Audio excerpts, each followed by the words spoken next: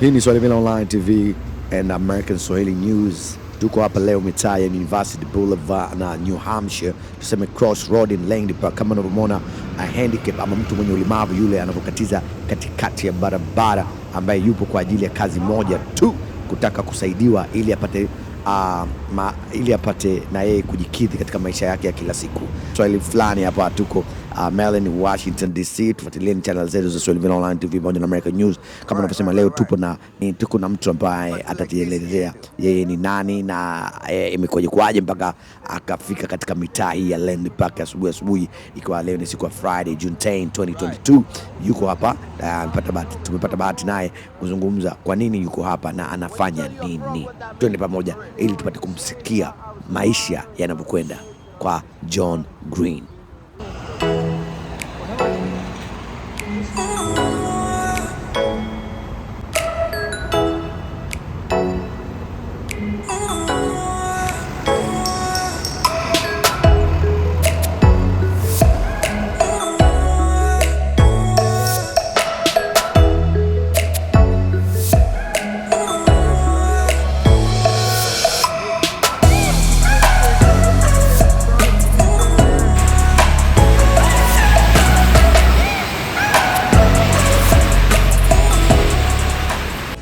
Me and John right here, right? We come up down and help each other, man. My man get the breakfast today, right? So Danny, I stand up, and so he just hold a little bit.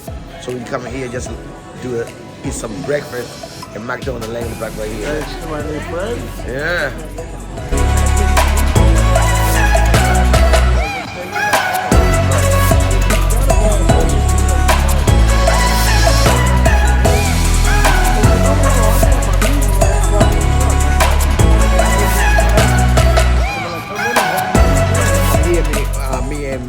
My friend here, John Green, he's gonna tell me why he crossed the road like that, and he has some little story he's gonna tell you guys, and what's going on right here by me and John right here.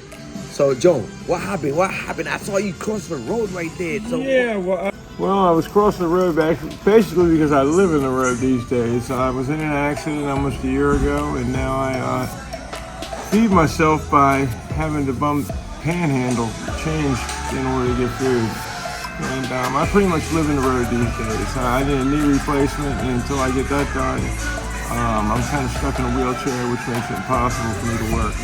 So you be here every day? Yes, I'm in the area every day. In the street. You can find me at Riggs Road anytime you wish to.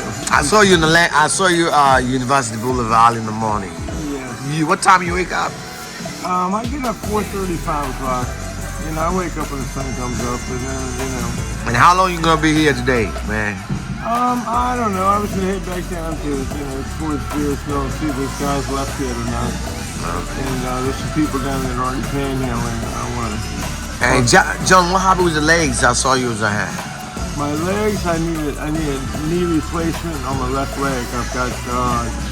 I got a bacteria called MRSA in the hospital, and that's why they ended up when they operate on my finger. Right. So within a couple of days, the finger swelled up like a balloon. I almost lost a hand, and they put me in the hospital. That's why I was there 5.5 months. When they had to cut the finger off because the infection, the antibiotics weren't working, it went to my left knee, which I was blessed because it could have been my brain, my heart, anything that's not functioning well or working well, it'll attack. Right. And it attacked my knee. So I really was blessed because I still have my leg. They wanted to cut my leg off, and I refused to let them cut it off. They said, give me 2 more days. And this was after 5.5 months, or 5 months. And the doctor literally was arguing with me. He came in at 1 o'clock in the morning and tried to have the nurse get me to sign the paper while I was still asleep. She kind of just nudged me, and I realized that the tube lighting in the hallway was passing over my head when I kind of woke up like, sign what? And I was like, take me back to my room. I told it, and the doctor's right there. He was literally going to get me to sign that paper, and then they were going to put me to sleep. They had the mask right there and take my leg off because he was so sure I was going to die from getting blood poisoning in my system because my lymph nodes were so worn out from the infection being in my finger, that it would just go right through my system. There's nothing to stop the blood poisoning, and my leg was pretty bad. But So- I just figured I'd never be able to work again if they took my leg off. That would have been it. The finger, I could handle that, but not the leg. But you got retirement. Oh And I've been working myself since I was 8 years old. I pulled a lawnmower out of the creek when I was 8 years old, and one of the neighbors, I grew up with my mom. My dad disappeared when I was 3. Right. But the neighbor helped me fix the lawnmower. It was all rusted. He says, I can help you with that. He saw me, you can see me through the apartment window in his backyard, which was by his window. Right. And he could see me out there just trying to get screws off of this thing at 8 years old. And he asked my mom if it was all right if he helped me fix that lawnmower. And he taught me how to soak the carburetor and to get all the gum out of the carburetor and everything, and he got the thing running.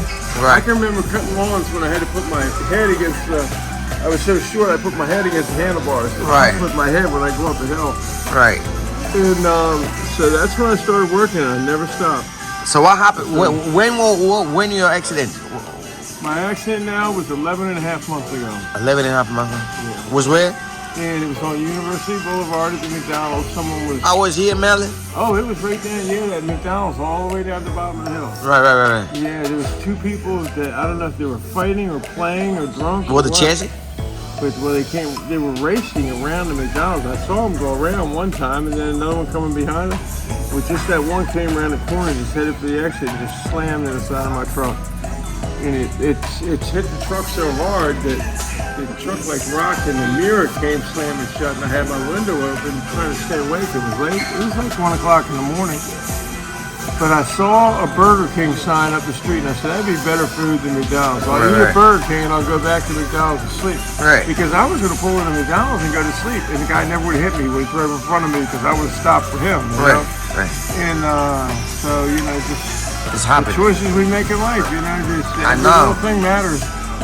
And I feel- like us meeting today, all I would have had to do was say, I'm going to try down here for 5 more minutes, and we never would have met, Yeah, I know. So there's just life is decisions, and it's just incredible if you can see what the choices that you made, if you made the other choice. Right. If you could see on a film, like it'd be a great movie of someone and what their life turned out, like they had a total disaster of a life, like the way my life is going now, if it were to continue like that. Right. And because of choices I made. Wow. You never know. The guy that like for instance you just never know what our relationship could be as friends, how we can help each other grow. You never know. Right. And it could be somebody you're trying to help out that just helps you grow tremendously. You just never know. Right. And and I've learned that. That's something it's become pretty embedded in me. So it's not that I take a lot of time to think about any decisions I make. I just ask myself, what's the right thing to do. Mr. John Green, I teach my son to listen. I teach listen, writing, and read. That's the 3 things I think is gonna be success in life. So like I told you, Mr. John, listen is very hard for people to listen. But when you keep listening, you will learn. The hard thing for me to do is to listen, because I noticed all my life I had my own business most of my life, and I was used to telling people what to do and not really listening. This is the way you're doing this. This is what you're doing. That's what I'm saying. If someone said, hey man, I need to move, you think you help me out with They don't your truck? listen. I give them the truck, but I don't say, hey, what's going on? Is it just you moving your stuff? Do you need me to take off work or something? Yes. I just felt I got on a pedestal where I thought my life was important. Right. And it's really not. We're all individuals, but we're all the same. Same places, same road. Exactly. Yeah, like you taking you can think you're tough because you're rich, and you can think you're tough because you're president, you work in the government. You're just as acceptable to play ball as the next man. But to listen to people is to learn in the game.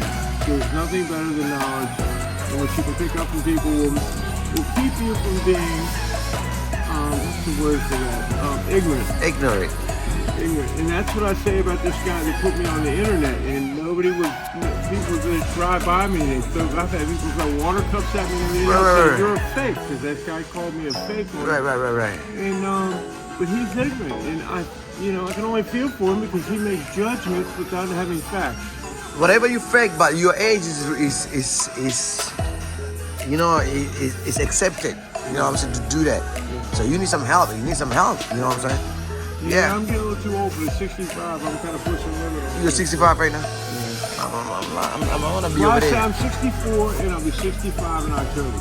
Oh, okay. I mean, it was like 3 o'clock in the morning, and she said there was some people sitting there watching me bleed to death. And she said they were all just sitting around drinking. I was just laying there in a puddle of blood. She said, you look like the girl from the movie, Carrie. They spilled a bucket of paint on it in the movie, it's some scary movie. And she said you were completely covered in blood. Wow. And everything was big because your skull was like, you don't bleed out. And so I was so blessed that she called because people told her, she said, "Didn't you call him an ambulance?" And there was another girl there, and the girl said, "Don't worry about it, just go home. Stay out. Stay out of trouble. Stay out," and she said, "Stay out of it." Stay out of trouble. And she went around the corner and called an ambulance. If she just said, "Well, he'll be all right," or whatever, I would have died. So, and that's one thing I can say. It matters what you do in life, Okay, wait. You can see someone maybe not think that hurt that bad, and they might be hurt that bad, If you think you should call an ambulance for somebody, call one. Don't listen to the next guy take down. But, one question. Do you kind of drugs and drink? Do you do that? Any kind? I don't drink. Right now? Don't do anything. You don't do anything drunk? No. I don't even smoke pot. I tried when I was a kid. I couldn't. So if you do that right, you're gonna kill yourself right now because the age you are right now ain't there. Okay, so what my message for you, you gotta do keep your health and everything. You know what I'm saying? Because God is gonna help you out. You know what I'm saying? The only thing is when you keep it clean, God is always gonna help you. Keep God in your prayer in your heart. You know what I'm saying? And believe what you believe. You know what I'm saying? But that's the only things I can do. So one question: what message for me? You got a message for me? Keep being a good man. Keep being a kind person. Right. And life will go well for you. You look like you're doing great. Looks like your life is happy. Right. And I hope it is. Right. But you've got a great glow about you. Right. Like when I met you, you just find everything in something, I mean, you see me, I'm a homeless person in a wheelchair, I give him a couple bucks. Next thing you're talking to me, you go, that's a great story, You seem to be a person of adventure, just enjoy life and go through the adventures of it. Right. And keep being a good man. There's so many people that need a good person to come into their life, even if it's just a touch for one day. Thank you, man. Thank you. It is what it is, man. You gotta help each other. Just yourself, be humble, you be good, you know what I'm saying? That life is too short. You never know who's gonna help you out. And God put you through things for reasons, I don't believe, and I say God, Allah, God. I just feel that, there's something I need to learn, and that's what I need to learn. This can be a learning experience that I'm going through, or it can be one where I'm negative about all this stuff that happened for me and all that crap. And I sit on the potty, on the toilet the rest of my life. So that's not me. I just, like the guy, I could have killed him easily. When I came back, someone told me, that guy right there, and then 2 other guys, they told me who they were. They stomped on you after you hit you in the head with a pole. They fractured my cheekbones, they fractured my nose, they broke my jaw on both sides. Right. They stomped me into the dirt. Right. But the amazing thing was when I woke up in the hospital 2.5 months later, I didn't even have a headache. I mean, all the scars were, healing, and my jaw is the only thing. When I bite down, it's kind of offset a little bit, so I can't bite something with my teeth and tear it open because it's on an angle and the teeth don't line up. But, I was very blessed. Very nice to meet you, Bill. I appreciate your love, and it's very, very nice to meet you. You're a good man. Thank you, man. God bless you. God bless you.